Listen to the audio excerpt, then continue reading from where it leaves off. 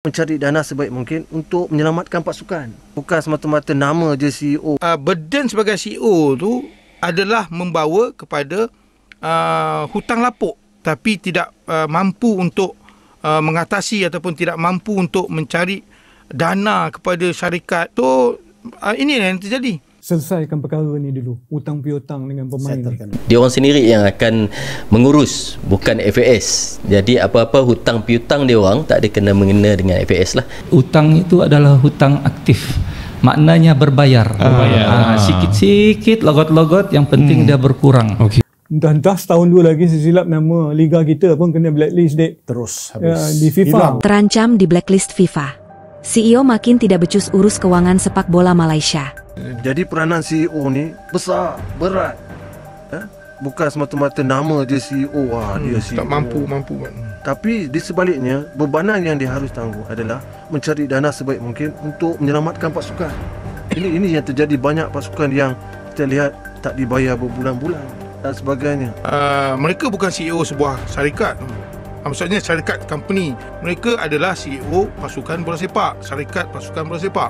Bukan mudah kan nak jadi CEO kepada pasukan bola sepak. Mereka tahu tak bahawasanya burden sebagai CEO tu adalah membawa kepada hutang lapuk. Kalau kata sekadar nama saja sebagai CEO tapi tidak mampu untuk mengatasi ataupun tidak mampu untuk mencari dana kepada syarikat FC tu. So ini yang terjadi kan, tekanan makin tekanan. Dan semestinya apabila bola ni dia bukan hanya melibatkan antara awak dengan pekerja kan. Kalau kata syarikat, CEO tu berdepan dengan pekerja saja, tapi ini CEO untuk syarikat bola sepak ni, awak berdepan dengan fans juga kan. So tekanan tu, apabila anda tidak boleh terima tekanan, dan ini yang terjadi. Tapi yang ni adalah kenyataan. Kuching City berkaitan dengan gaji, dia orang sendiri yang akan mengurus, bukan FAS. Jadi apa-apa hutang piutang dia orang tak ada kena mengena dengan FAS lah. Selesaikan perkara ni dulu, hutang piutang dengan pemain. Settlekan dulu dengan pemain ni. Kita jangan cakap lagi berapa tim lah yang akan layak beraksi pada musim depan. Kita settlekan, kita bersihkan dulu imej bola sepak kita ni. Sebab kalau imej bola sepak kita tak bersih, dan dah setahun dua lagi sesilap nama liga kita pun kena blacklist dek. Terus di FIFA. That is apa orang kata langkah terbaik lah. Sebabnya kita tak nak menambah beban hutang. Tapi pada waktu yang sama kita kena lihat balik semula. Kita kena settlekan semua masalah-masalah ni yang berlaku. Jangan pula kali ni kita benarkan juga pasukan-pasukan yang ada masalah ni dengan mungkin aku janji side agreement ke, supaya mereka dapat beraksi juga pada musim depan. Nak juga beraksi pada musim depan. Kita menambah lagi masalah sebenarnya. Menjawab tadi, kos itu anda yang besar. Saya tidak mau sebutkan jumlahnya. Kita perlu tanggung jawab itu. Dan harus diingat juga, kita ditinggalkan hutang.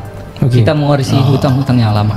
So tanggung jawab kita sekarang ialah kita fokus kepada melaksanakan tanggung jawab yang ada, membayar gaji dan komitmen itu. Nah, itu satu.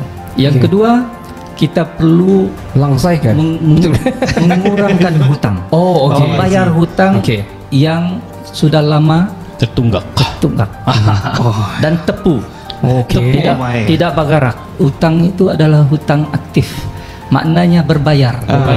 Sikit-sikit logot-logot, yang penting dia berkurang. Kuala Lumpur, 25 Mei 2025. Dunia sepak bola Malaysia sekali lagi diguncang oleh badai skandal keuangan yang terus membesar. Di tengah harapan para penggemar yang haus prestasi dan kemajuan, muncul kenyataan pahit, kegagalan pengurusan keuangan yang semakin parah di bawah kepemimpinan CEO-CEO organisasi sepak bola utama negara. Situasi ini bahkan dikabarkan telah memicu perhatian serius dari FIFA, dengan ancaman blacklist membayangi federasi sepak bola negara yang kian tenggelam dalam tumpukan hutang dan kredibilitas yang runtuh. Pendahuluan, lemahnya pengurusan yang membunuh potensi. Sudah lama sepak bola Malaysia diwarnai oleh keluhan para pemain, pelatih, dan staf pendukung soal gaji tertunggak, dana operasional yang tak mencukupi, hingga fasilitas yang ketinggalan zaman. Namun kini, krisis tersebut mencapai titik kritikal saat laporan audit keuangan beberapa organisasi dan klub menunjukkan penyimpangan dana yang serius. CEO yang seharusnya memimpin reformasi, justru dinilai sebagai bagian utama dari kegagalan sistemik. Sumber dari dalam federasi mengungkapkan, sejak tahun lalu, Sejumlah laporan keuangan yang tidak dilaporkan secara telus kepada publik mulai menumpuk. Audit dalaman telah menunjukkan kejanggalan-kejanggalan yang sangat mencurigakan, termasuk pengalihan dana tanpa dokumentasi jelas, ujar seorang pegawai senior yang enggan disebutkan namanya. Kegagalan mengurus hutang dan tunggakan gaji. Salah satu indikator utama kegagalan pengurusan adalah tunggakan gaji yang tak kunjung selesai. Banyak pemain profesional dari Liga Super Malaysia hingga Liga M3 masih belum menerima gaji selama berbulan-bulan. Bahkan ada pelatih asing yang kini sedang mempertimbangkan membawa perkara ini ke Mahkamah Arbitrase Olahraga, CAS, karena kontraknya dilanggar sepihak. Bayangkan, saya sudah 8 bulan tidak menerima gaji. Tiap kali saya tanya, hanya dijawab, kami akan usahakan. Tetapi sampai sekarang, tidak ada penyelesaian. CEO hanya tahu berjanji, kata salah seorang pemain Liga Super yang kini bermain secara gratis demi loyalitas pada klub. Beberapa klub besar seperti Melaka FC, Perak FC, dan Kelantan United sudah lebih dahulu terjebak dalam krisis likuiditas yang mengakibatkan pembubaran tim utama, kehilangan lisensi AFC, dan pengusiran dari liga.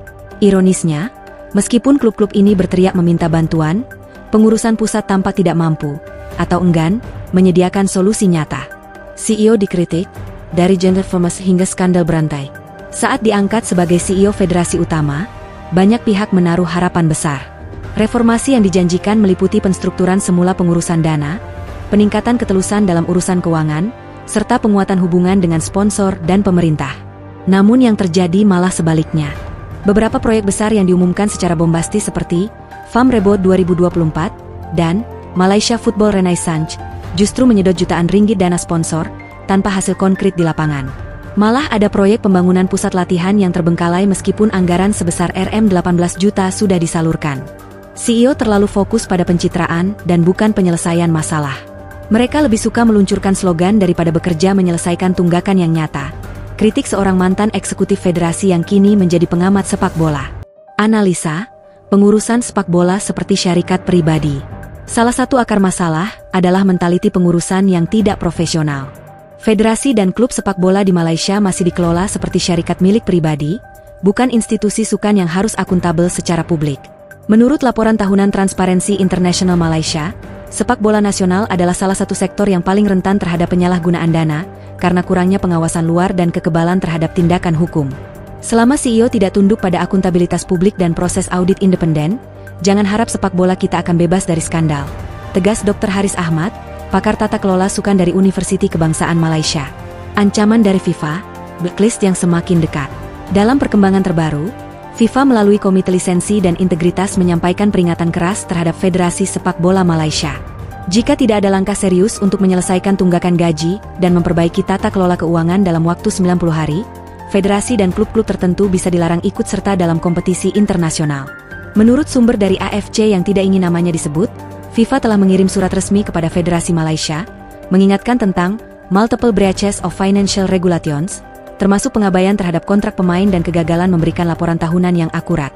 Kesan dari blacklist sangat fatal. Klub-klub Malaysia tidak hanya dilarang bermain di AFC Cup dan ACL, tetapi juga berpotensi tidak mendapat bantuan dana solidarity tahunan dari FIFA yang jumlahnya mencapai jutaan dolar. Reaksi pemain dan penggemar, muak dan hilang harapan. Kemarahan para pemain dan pelatih mulai terdengar di media sosial dan platform komunitas. Tagar seperti bayar gaji kami dan CEO out sempat trending di Twitter Malaysia. Para fans Harimau Malaya pun mengungkapkan rasa kecewa dan malu atas keadaan yang semakin memalukan ini. Sampai bila kami harus dengar janji kosong dari orang atas? Gaji pemain tak dibayar, tapi pengurus naik kereta mewah. Kami sudah muak, tulis salah seorang pengguna Instagram yang merupakan pendukung setia Selangor FC.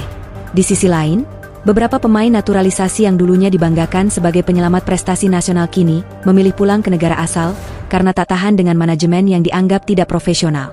Ini termasuk pemain asal Brazil, Kosovo, dan Liberia yang menyatakan kecewa berat terhadap janji-janji manis pengurusan Malaysia. Kehilangan sponsor, tampaknya sudah demo.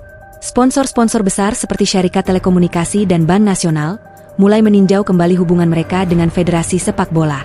Salah satu bank bahkan menghentikan sementara kampanye promosi bersama Timnas Malaysia. Menurut seorang eksekutif pemasaran, tidak ada perusahaan besar yang mahu dikaitkan dengan skandal atau organisasi yang tidak bisa dipercayai. Sponsor memerlukan image bersih dan berprestasi, bukan penuh drama dan hutang. Solusi yang tertunda, kehancuran yang mendekat. Beberapa solusi telah diajukan oleh para pengamat dan mantan pemain, termasuk desakan audit total, reformasi struktur kepengurusan, dan penggantian CEO serta eksekutif senior yang terlibat. Namun, hingga hari ini, belum ada langkah konkret yang diumumkan secara publik. Pengamat juga mendesak agar Kementerian Belia dan Sukan Malaysia mengambil langkah drastik, termasuk membentuk satu lembaga pengawas independen untuk memantau aliran dana dalam sepak bola. Kalau kita serius mahu menyelamatkan sepak bola negara, kita tidak boleh lagi membiarkan orang dalam mengendalikan semua hal tanpa pengawasan. Ini waktunya untuk revolusi manajemen, ujar Syed Azmi, aktivis masyarakat yang aktif dalam isu olahraga.